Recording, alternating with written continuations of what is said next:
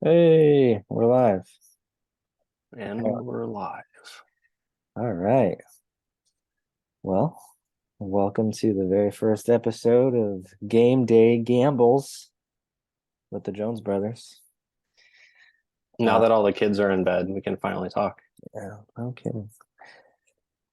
I got like a free half hour now, once we figure out the storage business.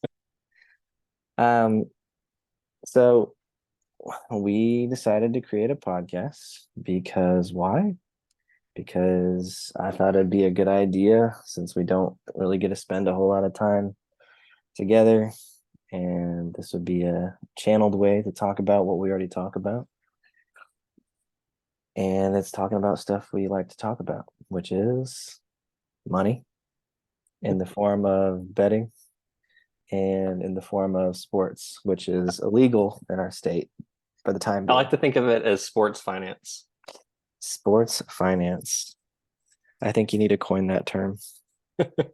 I think someone already did, but I like my version better because it includes gambling. It says calculated sports finance.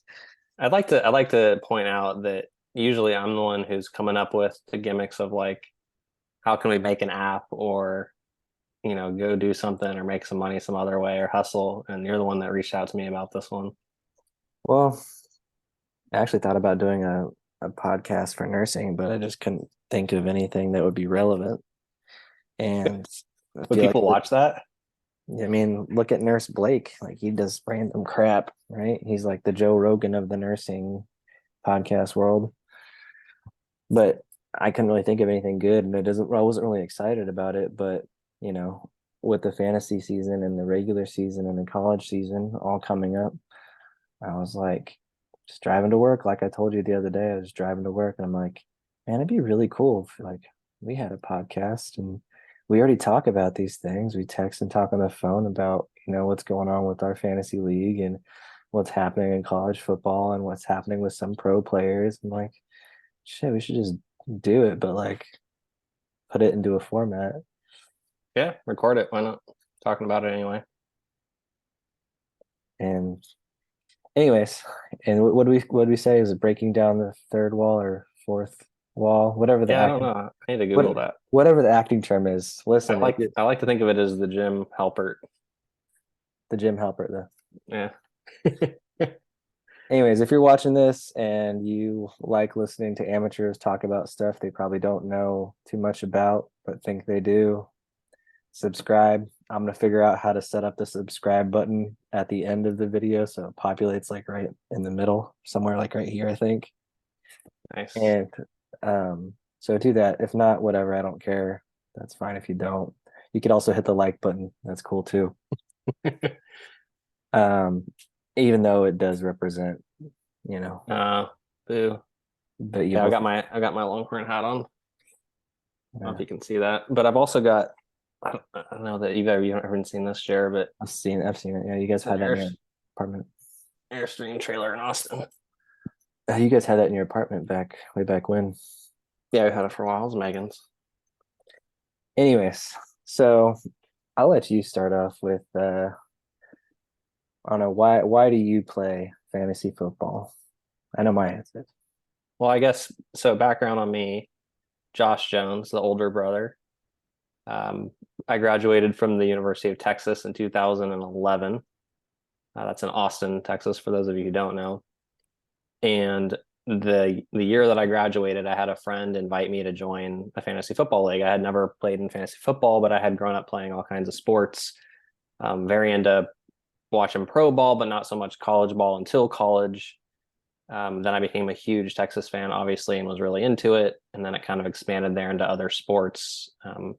Men's college basketball is another thing I like to watch. Grew up watching a lot of hockey, ice hockey. Our dad's real into it. Um, but in joining this league, I was in that league for a year or two, and then I got Jared to join here. And so I think you were in that league for a good nine years, right? So 2012 until we started the new one last year. Okay, so 10 years because it's a full decade. Well, I guess 9 seasons. Okay, almost a full decade there in that league we were in together, and then we got dad to join. I think the season after that maybe, and then I think like 2 seasons later we got my father-in-law to join, and he subsequently got kicked out of the league for not winning enough or not paying enough attention, and he still remembers that and gives me a hard time about it. I mean,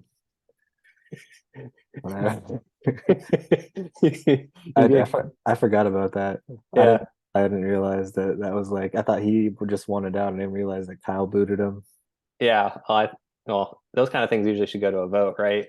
I mean, and that's one of the reasons we left. Well, yeah, I mean, I wanted to have more structure. Um, and so that was the reason that we started a new league. It's a family and friends league, with the idea that we can, find ways to connect throughout the NFL season over fantasy football. We use the Yahoo platform. We love that platform. Um, and so I decided to commission that and take it a little more seriously. If you know anything about me, I'm really intense.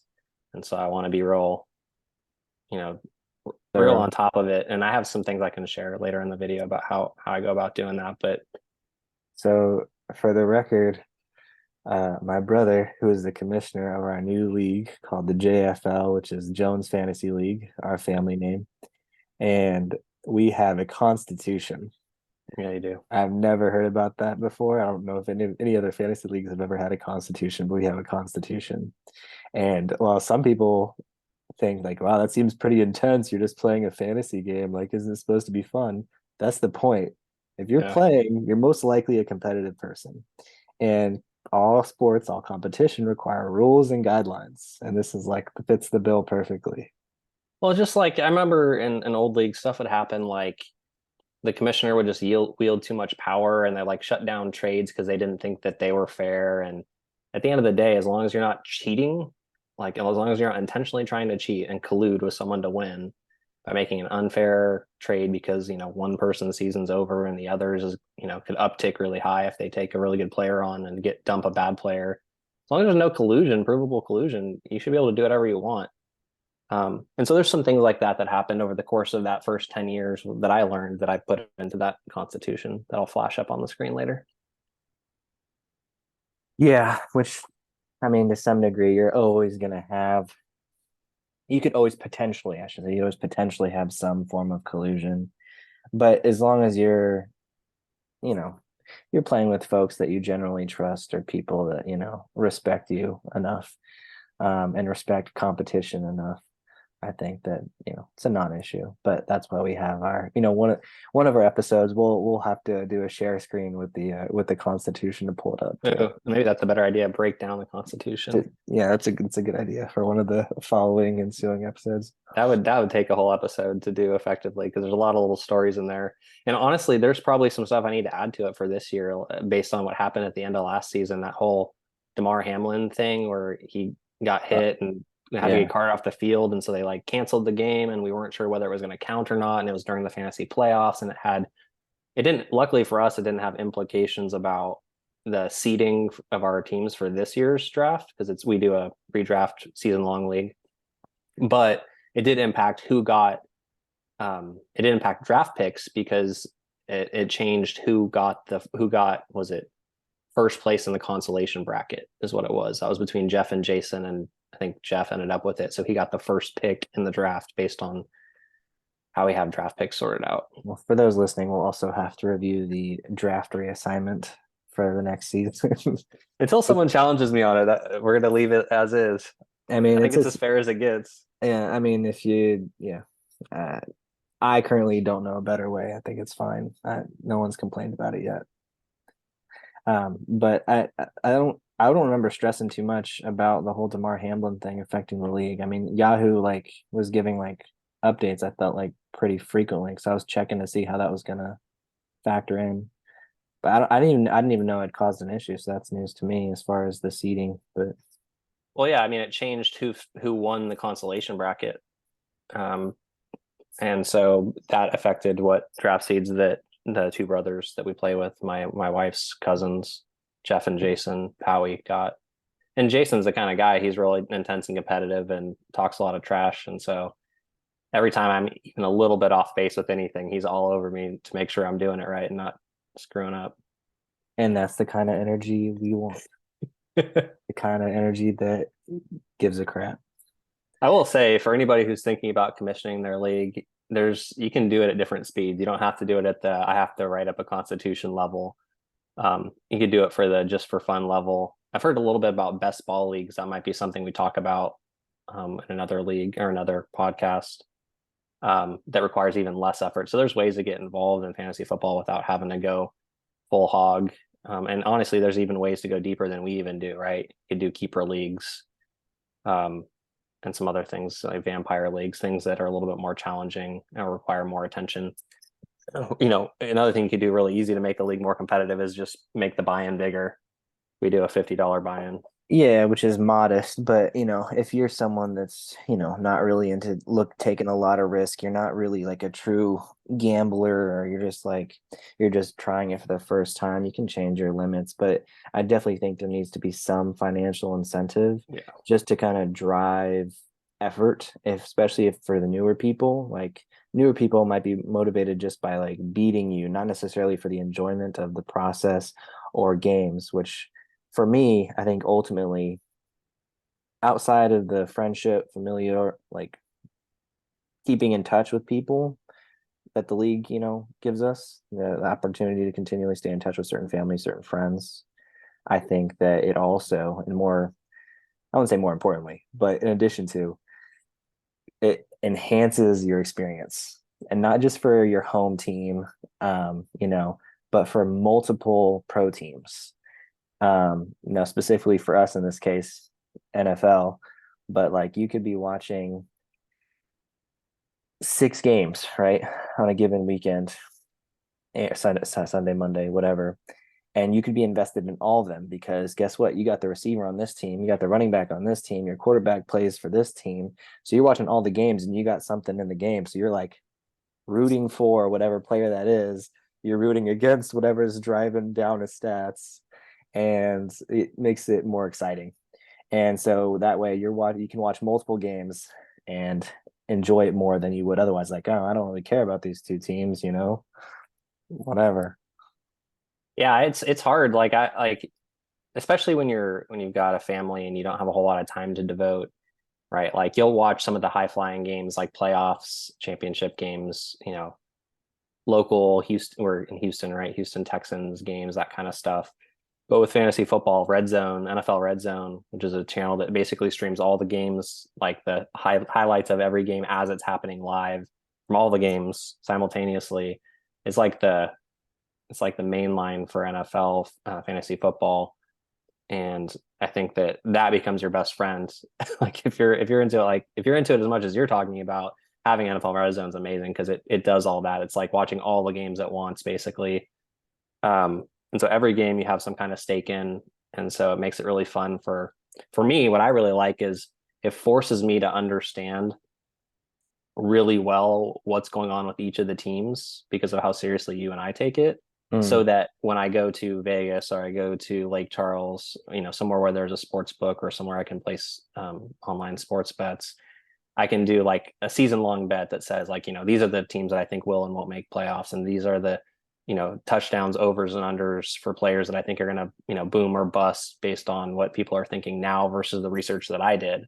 So my whole thing is about finding value through being really analytical about the players and the teams and their training camps and, the rookies coming in and, understanding as much of that as I can. And to be honest, I probably don't even do as much as I could or should, given how analytical I am.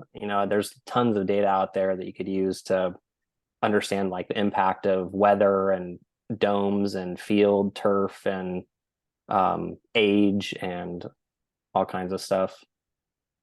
So I think that there's a lot more that could be done, but I enjoy spending the time trying to analyze and understand what's going on well enough to predict what I think is going to happen and then use that to drive other activities that I like to do.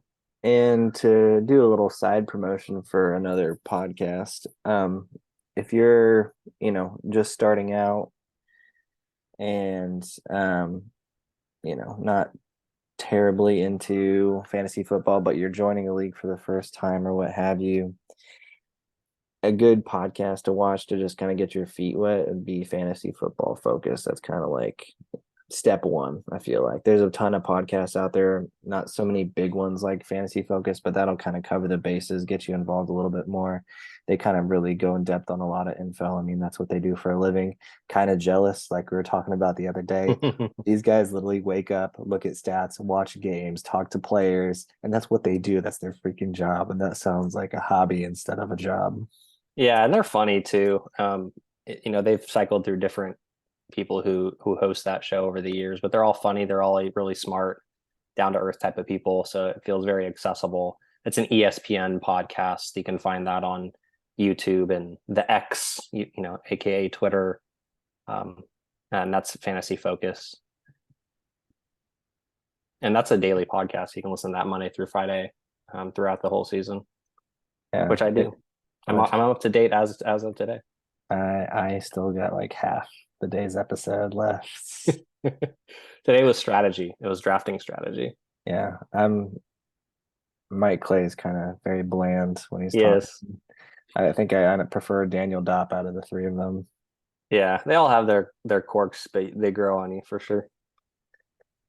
Oh, um, well, for future casts, I think we're gonna have to do an upgrade for our recording equipment because Running out of time. uh yeah, I got a little timer up in the top corner. Not a huge deal, but this is an evolving. This is the pilot episode. I named it Inception because that sounded a lot cooler than pilot, Pilot. and pilot seems rather generic. Yeah, But pilot sounds like we care what people think too. Like, ooh, will we get a second episode? I don't know. I don't really care too much. Well, I kind of want to go into this before we go on to our next episode because next week we have our JFL fantasy draft. Mm-hmm. So I wanted to get a little input from you because you don't really share too much whenever it comes to drafting. Ah, Even though I prod, but I kind of want to know, do you have, I wouldn't say it's, I don't know. What are you, do you have like a certain amount of mock drafts that you do? Like you have like set one, like I want to make sure I get at least like 5 in, 10 in, 15 in, or is it like a feel thing? Like, I feel better now. I've been through, maybe even 3 or 4, and it's closer to the time we draft. Like, I feel kind of good about how things they landed consistently, or is it like, no, I need to kind of rack up double digits to get a better feel for it, or do you try different strategies out? yeah. So, I got my wife and daughter coming back from Kids Bop concert. There Hey now. Meg. Just share. Hey Maddie. Well, yeah, and whoever watches the video later. Oh. So it's definitely not like a number that I do. Um, it's basically for me to get an understanding of where people are falling in the draft. So our draft is on Wednesday night of next week, which is 4 days from now, 5 days from now, something like that. And so maybe 2-3 weeks ago, I did a mock draft, just to understand what names am I seeing pop up at the top of that list that maybe I wasn't expecting to be there, or different than I thought, or on different teams than I remember. And that kind of guides some of the analysis that I do. And it kind of gets me at least the juices flowing about, I need to go make sure I understand the trades that have happened and acquisitions and the rookies that could be starting over other people, and where there are timeshares in the backfield, and where quarterbacks, are falling off or moving forward in the draft, just to get a sense for where people's heads are at early on. And then I do a bunch of research. And then as we get closer, so in the last few days, I ramp up my mock drafting. And actually, the way my leagues fall now, so I have ours on Wednesday, our draft, but I'm in a salary cap draft league that's on Monday night is the draft that right before. And so I actually have to prepare for that draft first. And that's really interesting because that's only about value. We do a snake draft where, if you're 1, you pick, and then you don't pick again until it's gone all the way through 10, all the way back to 1. And so it's a little bit different. You have to think about timing of when you draft. But with the salary cap, if you want to spend the money to get whoever you want, you spend the money, and when the money's gone, your team's done. Right. So Yeah. I spend my time thinking about the value of players and who I really want, and who I like over other people, so that when I'm in the moment, I can adjust my strategy based on who's falling to me and try and find some value that others in the league aren't thinking about. I definitely like that you changed our leagues. Well, I'd say change is how we've always done it, but I know when the previous league we're in together, how we had it was just a rolling list, and I like that we went to Fab. the fab, yeah, the auction essentially for free agents and sorry for waiver players. Yeah. And I think that makes it a little bit more strategic instead of just like, oh, you have the next highest pick, so you Yeah. get whoever the handcuff running back is for the week. You know, because Saquon Barkley went down, you get his backup, whatever. And so I think It's a that little less, it's a little more skill, a little less luck. Forces your people in your league to be a little bit more on top of what's going on in the news, which is the kind of league we always want, right? People who are more on top of it and competitive. I think it's also a nice way to gauge who's the more vested members of your league. Like You can see how many how many transactions do they have in the course of the season? How much money have they spent? Yeah. I was looking back at last year's and I was just laughing because actually some of the more successful people had like had less activity, less traffic. Yeah. And then towards the bottom was myself and Dad.